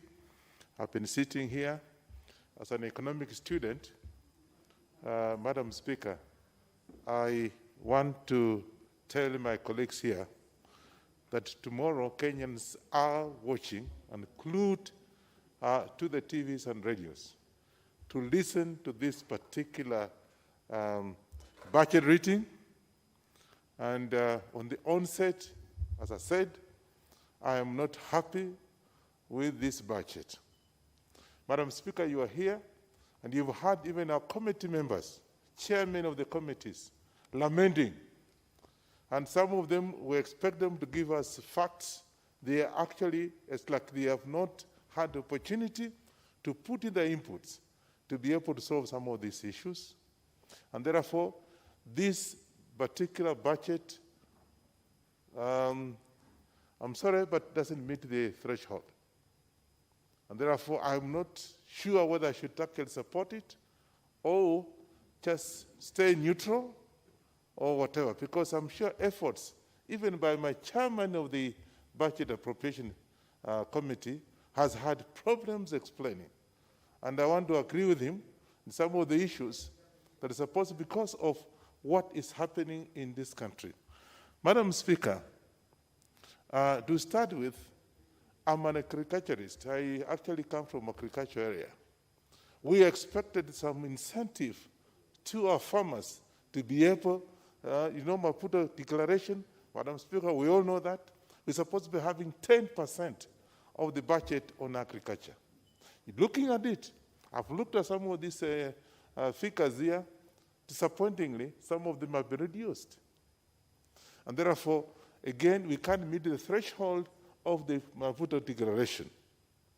Many other challenges have been raised, and more especially, Madam Speaker, the fact that we have been borrowing as a country. But now look out there, be realistic, look out there. In my own background, I see having problems. First of all, the businesses are collapsing. Of course, you can say an excuse that because of the COVID.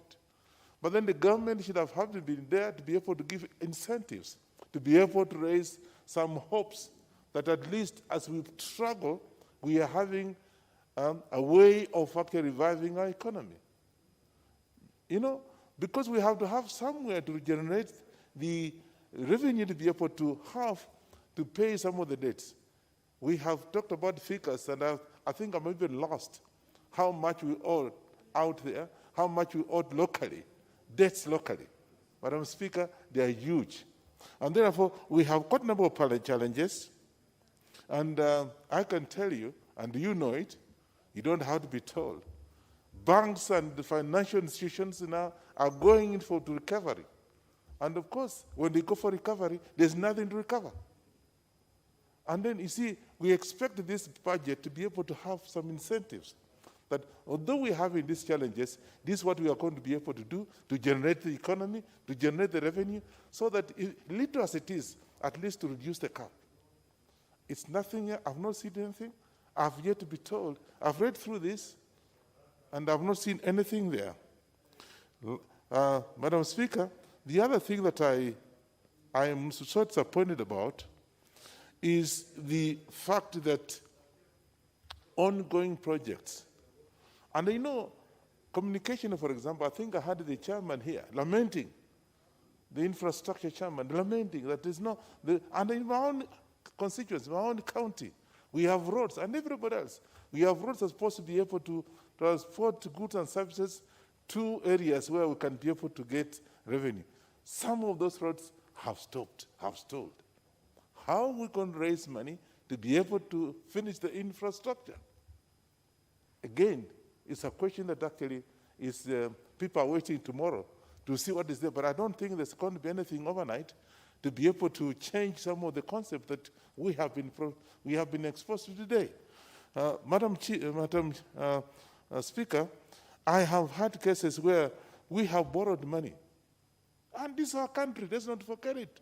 People are waiting. We have borrowed money out there, supposedly put in productive economy to be able to, but money has been stolen, misappropriated. Again, what do we do about it? You and I are now forced to pay. I have not seen over time where so-and-so, if it's Ferdinand Wanyonyi, a member of parliament, he is found guilty for having misappropriated money.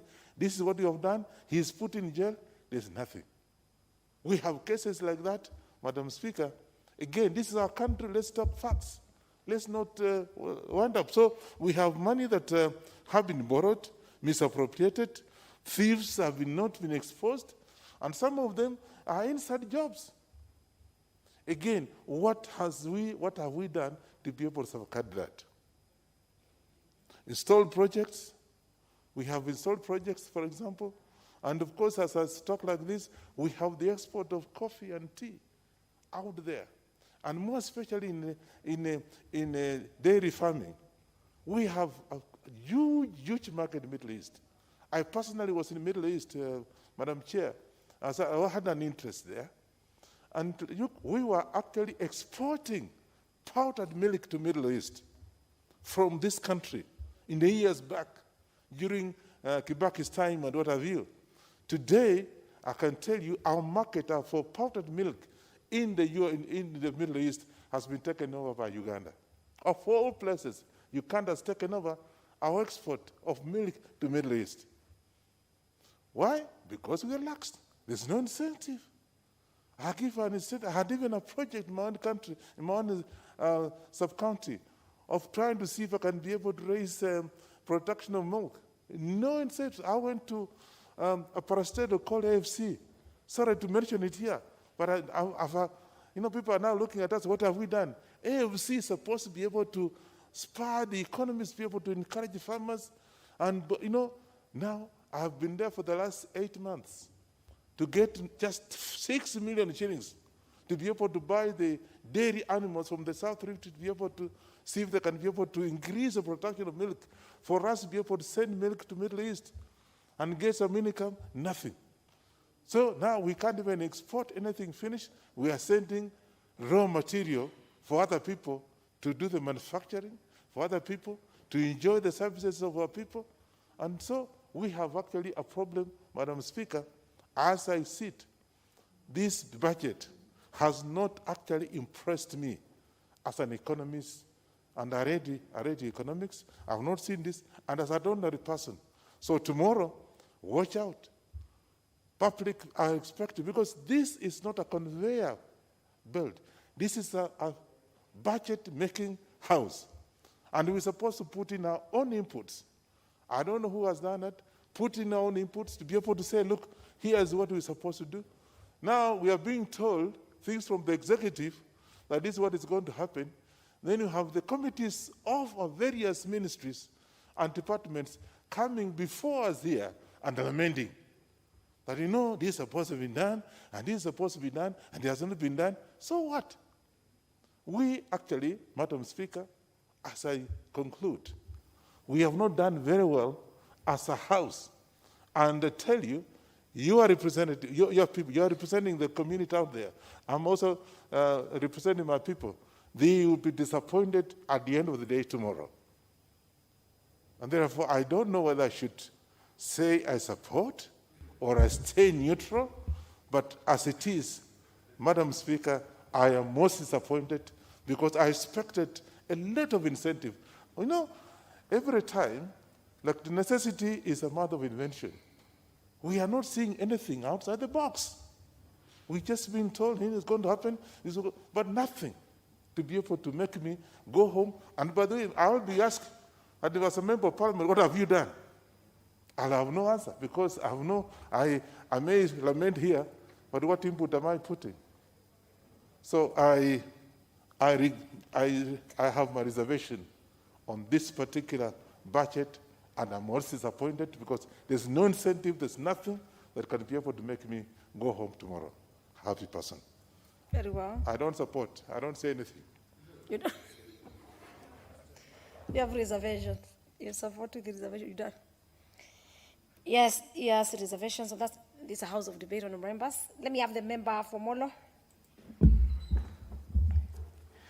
Thank you very much, Madam Speaker, for giving me a chance to contribute to this debate. This is the second last budget, the second last of the 12th Parliament. And as we debate about 3.03 trillion shillings budget, out of which 1.29 trillion is on recurrent, there are several fundamental questions that we must ask ourselves as a Parliament and as a country. The President gave a directive on this lion or this elephant called pending bills.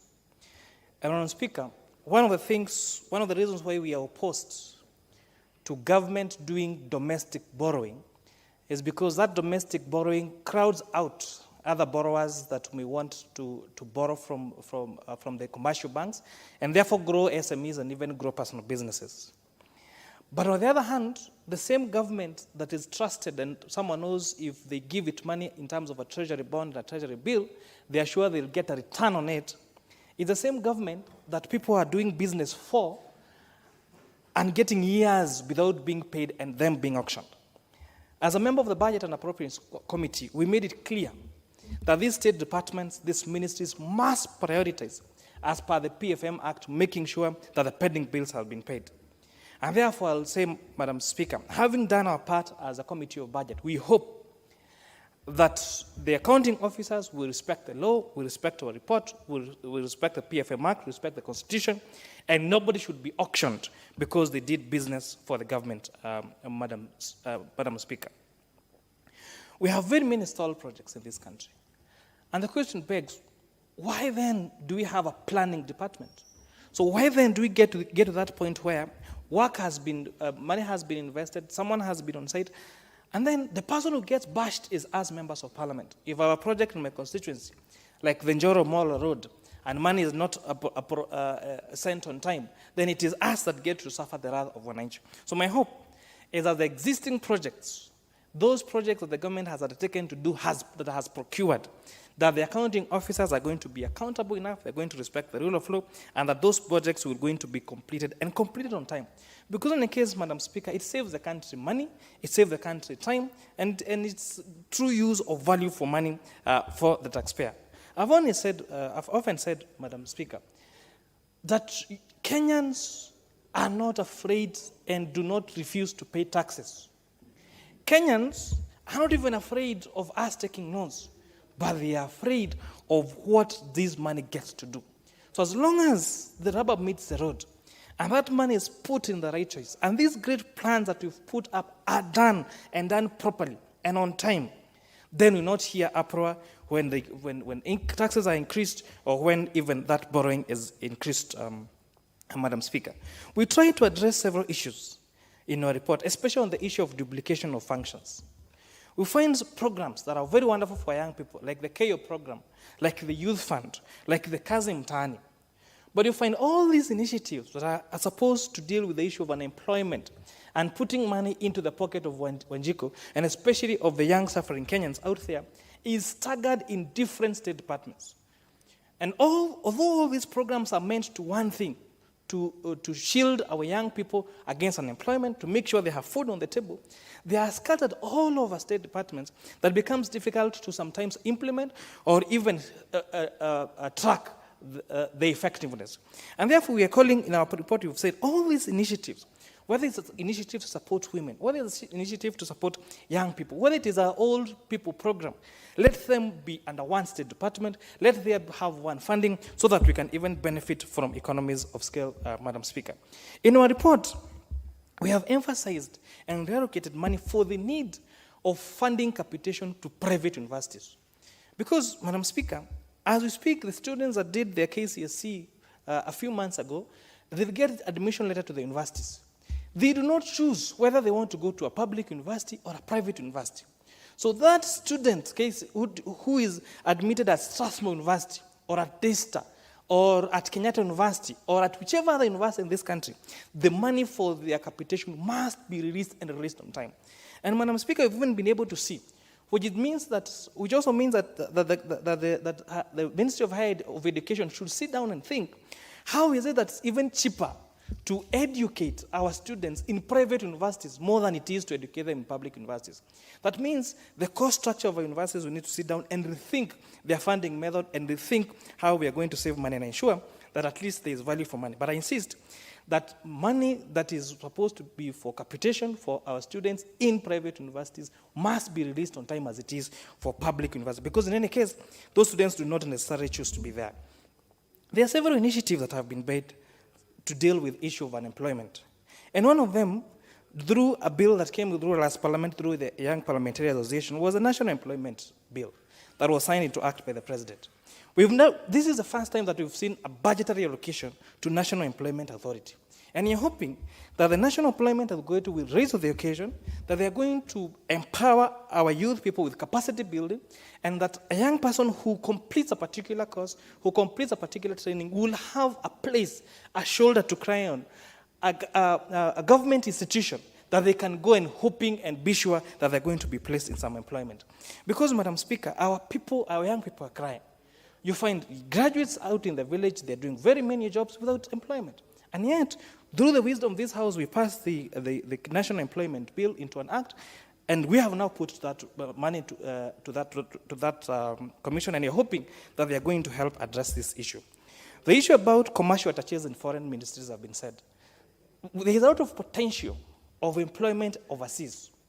And when we recommend that there must be a budgetary allocation for commercial attaches in these institutions so that we do not leave the employment of young people in these overseas countries to bureaus that go exploiting them. If we employ enough commercial attaches, then you don't need to go through a private bureau to go and work in Saudi Arabia. You do not think to go through a private bureau and pay a lot of money and be exploited to go and work in Qatar and all these other countries. And you're hoping that the recommendations made by this committee and by this House will be taken into consideration, that these commercial attaches are going to be recruited and our young people are going to be assisted to get employment in these foreign countries. Madam Speaker, at the committee stage, we had a challenge of allocating money whether for infrastructure projects or for employment of teachers. And as a committee, we were clear that when you employ teachers in this country, you solve three problems. You solve the great problem of unemployment. You solve the second problem of quality of education. Because no matter how many classes we build, as long as there are not teachers in those classrooms to teach those students, then we will not have an educated generation. So employing more teachers by the Teacher Service Commission will ensure that we have solved the problem of unemployment, will ensure we have quality education, and most importantly, Madam Chair, these teachers pay taxes, and therefore it's going to lead to an increase in our revenues, Madam Speaker. Lastly, we cannot have a budget that does not allocate money for emergencies. We cannot have people doing harambes when people drown because of floods. We must allocate money for emergencies so that we're able to take care of emergencies when they happen in this country. And with that, I support Madam Speaker. Members have 12 requests. The majority whip. Thank you, Honorable Speaker. Honorable Speaker, whereas my colleagues could not say they want to support or not, I want to be on the very, very front line to say I rise, Honorable Speaker, to support this report by the Committee on Budget and Appropriation, especially tackling the issue of our 2021-2022 budget. Madam Speaker, this budget is coming at a time when there is COVID-19. COVID-19 is a pandemic that we don't know the origin. We hear of the origin, but we cannot ascertain. It came to us, it's here with us, and we don't know for how long. Therefore, it's something that we need to work with. It is something that we must accept and move forward. Madam Speaker, this budget is a 3.6 trillion budget. And it's a heavy budget to the Kenyan people, a budget which we all must appreciate and say we either work with it or force it, Madam Speaker, to know how do we propel our Kenyan people through this turbulence, Madam Speaker. Madam Speaker, this budget is addressing very many good items or good issues. Issues to do with the agriculture, whereas many of my colleagues are saying, talking in terms of the agriculture not having been considered, and various treaties that Kenya has entered into, Madam Speaker, without really defining what the 10% has been mentioned on the floor. But Madam Speaker, 10% covers both agriculture farming and the forestry. Therefore, when you combine it and look at what has gone into the forestry budget, together with agriculture, Madam Speaker, the 10% of our said is even more that's covered in the budget. However, Madam Speaker, the issue of incentives to our farmers is very key. It is something which is lacking in this budget, which we need to look at. And Madam Speaker, it is us, the makers, the lawmakers, who define this budget and who interrogate this budget, Madam Speaker. We cannot now tell Kenyan people that we are unable. Yet the Kenyan people, Madam Speaker, after voting this report, Madam Speaker, we will be going for the Committee of Supplies. All leader MPs or members of this House, Madam Speaker, shall contribute to the Committee of Supplies, and whatever issues they have can now finalize this budget through the Committee of Supplies, Madam Speaker. Madam Speaker, Article 221 simply gives the national government, Article 221 of the Constitution, gives the national government power and authority to originate the framework, Madam Speaker. But to align the framework of the budget to the needs of the people, Madam Speaker, it's us, the representatives of the people, that undertake that. Therefore, Madam Speaker, as members of this House, we will not give away our power. Instead, I want to urge my colleagues to come out very strong and express their opinion and the ideas that they have during the Committee of Supply, Madam Speaker. Madam Speaker, I just didn't want to take too much on the issue of expenditure, but Madam Speaker, I just want to look at the issue that whereas we are making the budget, there is the left hand to spend and the right hand to generate, Madam Speaker. We expect tomorrow on the highlights, the Minister, the CS for Treasury, to tell us on how he intends to fund this budget, Madam Speaker. The times are bad and the situation is bad. I want to urge the Finance CS, Madam Speaker, not to increase the taxes as he goes into the funding of this budget. Instead, Madam Speaker, let him expand the tax base so that the leakage that is going on, the money that is not being collected, let it be collected. But let us not increase the taxes to burden the Kenyan people. Madam Speaker, if he does that, then we will all say it's a good thing, so that we are able to fund the budget that we have deemed in this House today, Madam Speaker. Madam Speaker, looking at the time, Madam Speaker, and my good friend talks of CDF, when we look at this budget, Madam Speaker, it's something that we need to look at. Look at the lines below and find that, Madam Speaker, there is the provision of both the 3 billion as being part of the 4.9 and the current budget, Madam Speaker. With that in mind, Madam Speaker, I support. Your support. We're still within time. The member for Ikolomani. Thank you, Honorable Speaker. On the outset, I want to say I support this report.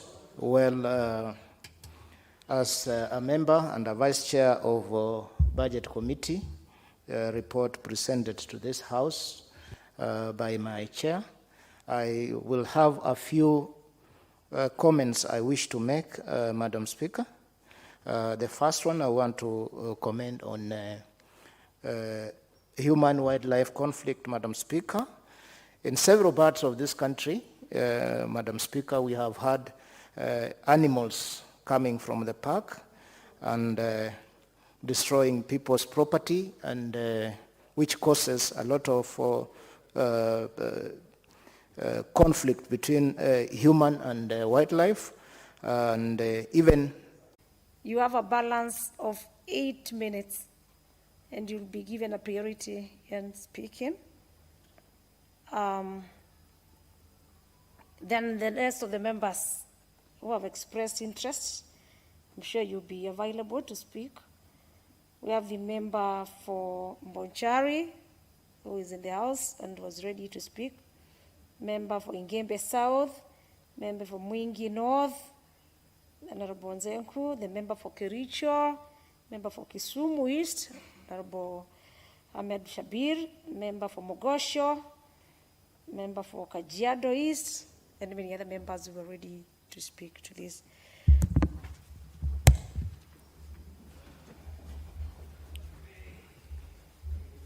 Our members, the time being 7 p.m., this House stands adjourned until the Thursday, 10th June 2021 at 2:30. Thank you.